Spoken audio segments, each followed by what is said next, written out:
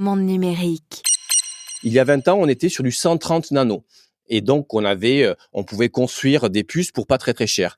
Aujourd'hui, l'état de l'art, dans les semi-conducteurs, on est au niveau du 2 nano. Et il faut savoir que lorsqu'on veut construire aujourd'hui une usine de semi-conducteurs à cette techno-là, c'est plusieurs milliards. C'est entre 15, 20, 30 milliards. Bonjour Patrice Duboé. Bonjour Jérôme. Directeur de l'innovation pour l'Europe du Sud chez Capgemini. Ravi de vous accueillir à nouveau dans Monde Numérique pour ce rendez-vous mensuel en partenariat avec Capgemini dans le cadre du rapport annuel Technovision de Capgemini. Et on va parler ce mois-ci des semi-conducteurs. On en parle régulièrement. Les semi-conducteurs sont à la base de toute l'innovation technologique aujourd'hui.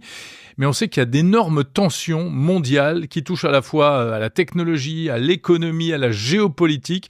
Alors il faut que vous nous expliquiez tout ça pour qu'on y voit clair. Et d'abord, en fait, qu'est-ce que c'est ces fameux semi-conducteurs ? Alors Jérôme, connaissez-vous la différence entre les semi-conducteurs, le silicium et la Silicon Valley par exemple ? Je suis sûr que vous allez nous éclairer sur ce point. Alors effectivement, il est important de savoir de quoi on parle. Les semi-conducteurs, en fait, sont faits à base de silicium. Donc le silicium, c'est le composé chimique qui va être à la base des semi-conducteurs. Donc en semi-conducteur, on le voit dans la définition, c'est un élément qui conduit mais pas trop. Donc semi-conducteur, c'est-à-dire des fois il va conduire l'électricité et d'autres fois il va moins conduire. Donc en fait, ce qui permet de faire passer le courant, pas passer le courant, donc des 0 et des 1 finalement. Exactement. Donc on est à la base de l'informatique, de l'électronique avec les transistors. Donc en fait l'histoire elle date pas d'aujourd'hui. C'est en 1833 que Faraday, que tout le monde connaît, a découvert les semi-conducteurs, c'est qu'il voyait que la conductivité d'un élément pouvait changer en fonction de la température. Donc ça c'est intéressant, si on chauffe un élément, ça peut conduire ou pas. Et ça démarre vraiment l'histoire en 1947 avec les laboratoires Bell qui sont mondialement connus, qui vont créer le transistor. Donc là on arrive à la base de l'électronique. Et puis en 1971, là c'est Intel qui crée le premier microprocesseur. Donc en fait, l'histoire elle est arrivée avec ça. Donc on a un élément qui s'appelle le silicium et avec ça on va faire des semi-conducteurs. Donc en anglais, silicium c'est silicone, d'où la Silicon Valley.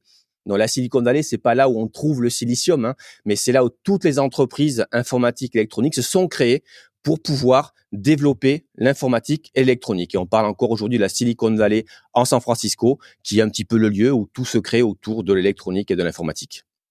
Mmh. Alors pourquoi toutes ces tensions aujourd'hui ? Qui sont les acteurs en présence ?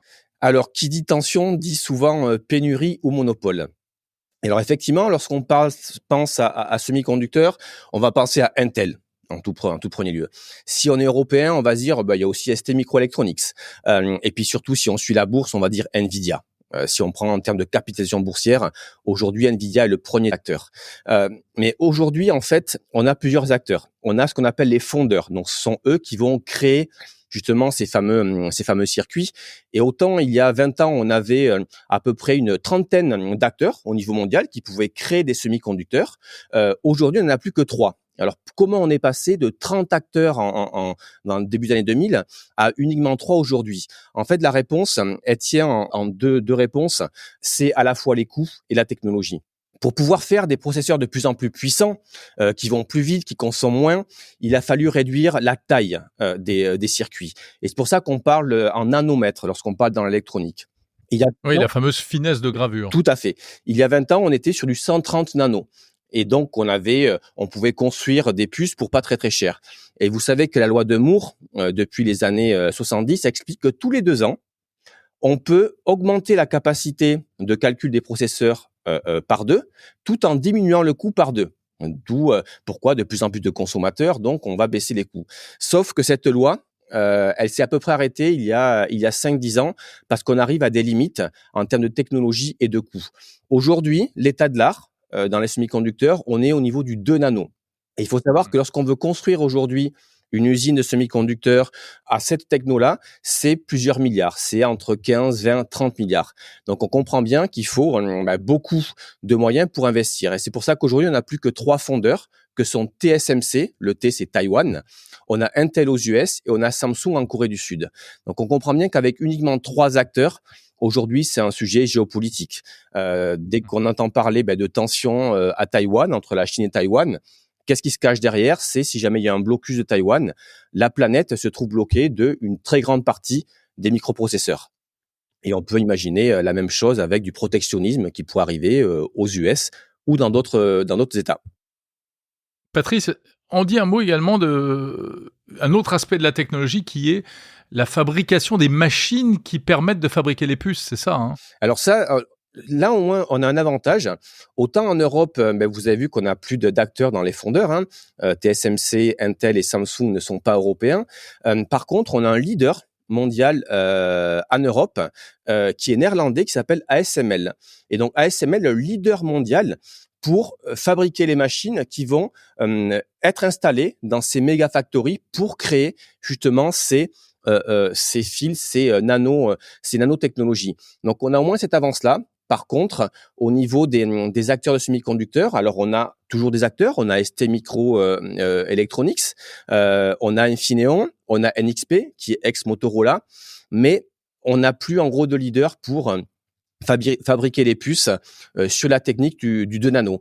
Pour vous donner un exemple, en Europe, on a 10 ans de retard, vu qu'on est sur des techniques du 22 nano, donc on est très loin en fait du 2 nano. Donc ça, c'est un petit peu un problème en termes de souveraineté.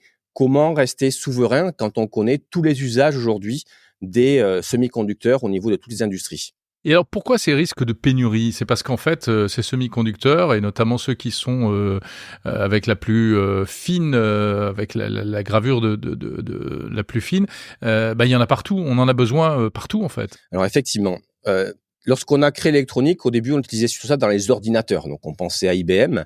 Ensuite, on a eu la vague des téléphones. Nos téléphones utilisent beaucoup de CPU. Maintenant, le gaming, les ordinateurs, avec les fameuses GPU, les puces graphiques, qui sont très importantes, surtout maintenant sur l'IA et l'IA générative, d'où Nvidia qui a explosé en termes de valo parce que ils ont les puces GPU les plus puissantes au mondial. Donc, le fait qu'il y ait peu d'acteurs, ça mène beaucoup de risques. La première, on l'a vu pendant le Covid. Le fait qu'il y ait un problème dans la chaîne de logistique, la fameuse supply chain. Donc, si on n'arrive plus à recevoir les puces à temps, ça bloque toutes les chaînes de montage. Alors, on pourrait se dire, si on a moins de téléphones, c'est pas très grave, ça nous fera des vacances. Le problème, c'est sur les voitures. Aujourd'hui, une voiture ne fonctionne plus sans micropros. Pourquoi? On a mis tellement d'électronique, d'intelligence dans les voitures.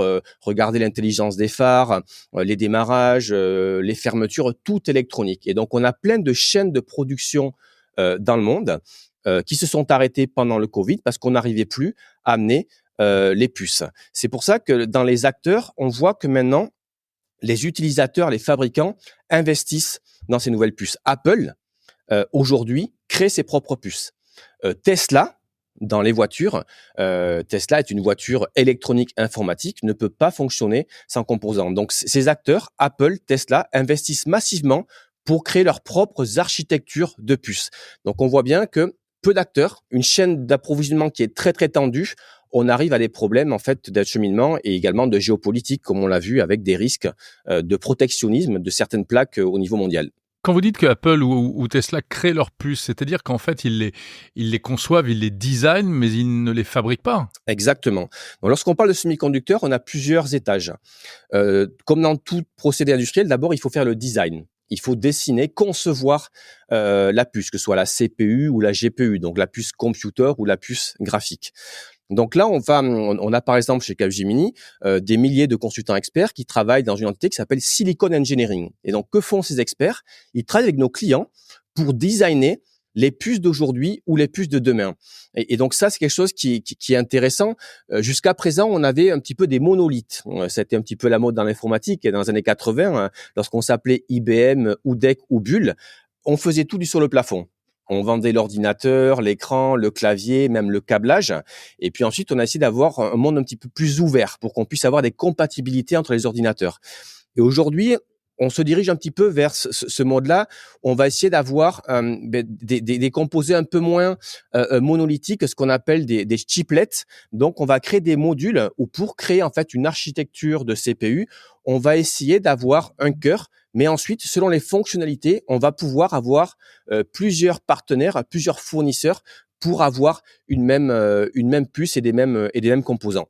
On entend parler de temps en temps de volonté de relocalisation d'usines, enfin de localisation même, que ce soit aux États-Unis ou en Europe. Alors pourquoi est-ce qu'on ne fabrique pas, pourquoi est-ce qu'on ne construit pas de nouvelles usines pour fabriquer ces fameuses puces? Alors ça, c'est une très bonne question parce qu'on arrive sur la question de souveraineté qui est à l'ordre du jour. On parle beaucoup de gigafactory. Aujourd'hui, l'Europe, la France, les pays nordiques, l'Allemagne ont tous investi sur des gigafactories de batteries. Par contre, on ne le voit pas sur les chaînes de micropros. Et en fait, la réponse, elle est sur le coût. Comme on l'a vu tout à l'heure, investir sur une usine de 20-30 milliards, c'est compliqué. Et aujourd'hui, on n'a pas la technologie. C'est-à-dire que même si on voulait mettre 30 milliards sur la table, on n'a pas la techno état de l'art d'aujourd'hui en 2, 3 ou 4 nanos. Donc pour ça, il faudrait avoir des partenariats. Si l'Europe veut avancer, il faut qu'elle ait un partenariat avec l'un des grands leaders mondiaux des fondeurs. Ça peut être Intel, ça peut être TSMC, pourquoi pas la Chine qui arrive également de façon très très forte sur ce modèle. Donc on a un problème aujourd'hui d'accès à la technologie et d'accès aux fonds pour pouvoir construire ces usines. D'ailleurs, le premier projet qui était le plus avancé au niveau de l'Allemagne pour créer 2 nouvelles usines, aujourd'hui Intel s'est retiré et donc on n'est pas sûr que cette usine de semi-conducteurs se fera sur le sol européen. Donc là, on est sur un vrai challenge. On a réussi le challenge du GPS. Vous vous souvenez qu'il y avait que les Américains avec GPS. L'Europe a fait Galileo. On se pose la même question sur les satellites. Au niveau télécom, où on a un projet Iris Carré qui devrait concurrencer Starlink. Sur la partie semi-conducteur, nous sommes en retard. Donc là, il y a des décisions à prendre. Il faudrait peut-être créer un géant européen. On sait qu'aujourd'hui, on a 3 leaders européens que sont STMicro, Infineon et NXP. Pourquoi ne pas créer un programme au niveau européen pour partir peut-être sur ces nouvelles technos de chiplets? On a les compétences en engineering, en design, mais on n'a pas les capacités aujourd'hui physiques au niveau des fondeurs. Alors le futur, Patrice Duboët, c'est quoi? Alors non pas sur le plan géopolitique ou financier, parce que vous n'avez pas de boule de cristal, donc je pense que vous n'aurez pas grand-chose à me dire là-dessus, mais sur le plan technologique. Alors, il faut toujours garder un petit peu d'espoir, même si on a du retard, ça permettrait de bien réfléchir et de partir lancer. Il y a un premier challenge qui est celui un petit peu où on parle de la planète. Donc vous savez que pour construire des semi-conducteurs, il faut beaucoup d'électricité, il faut beaucoup d'eau. Donc peut-être que l'Europe, qui a toujours été en avance sur ce thème-là, pourrait peut-être influencer les chips de demain. L'autre futur, c'est dans le design. On l'a vu, les chiplets partir vers une architecture qui est décomposée permet d'avoir moins de monopoles, d'avoir un écosystème de partenaires qui est beaucoup plus souple, qui est plus agile. Donc on sait que le design, lorsqu'on devient modulaire, enlève des risques de monopole. Et il y a un dernier enjeu qui est celui au niveau du physique. Donc aujourd'hui, on est basé sur du silicium. Le futur, c'est peut-être le graphène. Donc le graphène n'est pas loin du carbone. On sait que le carbone peut se transformer avec beaucoup de pression. Il va devenir un diamant. Pour nous, c'est moins intéressant, mais en le chauffant à des très fortes températures, entre 2000 et 3000 degrés, le carbone peut se transformer en graphène. Et le graphène a des capacités qui sont très intéressantes pour les semi-conducteurs. Donc, c'est peut-être le futur. Utiliser le graphène, investir massivement dans la R&D, dans la recherche d'éléments sur le graphène pour avoir des nouveaux composants qui soient plus modulaires et peut-être moins dépendants des technos du silicium. Merci beaucoup, Patrice Duboët, directeur de l'innovation pour l'Europe du Sud chez Capgemini. Et pour en savoir plus, on renvoie au rapport annuel Technovision de Capgemini. Merci, Jérôme.